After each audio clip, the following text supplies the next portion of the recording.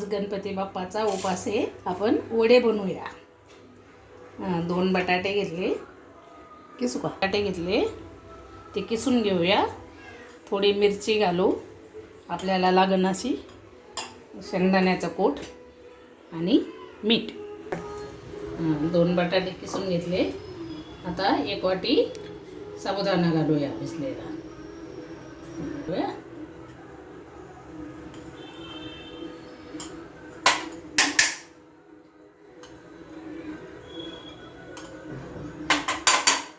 चवीनुसार मीठ घालूया. आता आपण मिश्रण एकजीव करूया.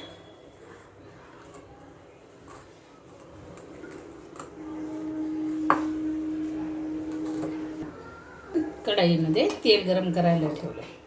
छोटे वडे बनवूया. चला आपण आता असे छोटे छोटे वडे बनवून घेऊया. तेल गरम झाले,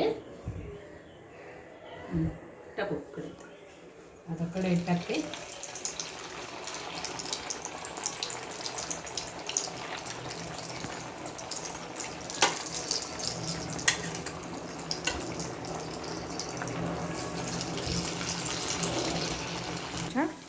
असे खालचे बाजू तळून झाली ना, मग परत पलटी करायचं.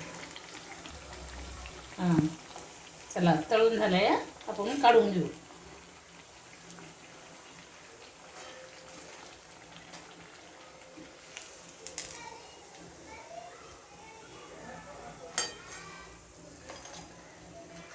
चला आपला साबुदाणा वडा तयार झालाय.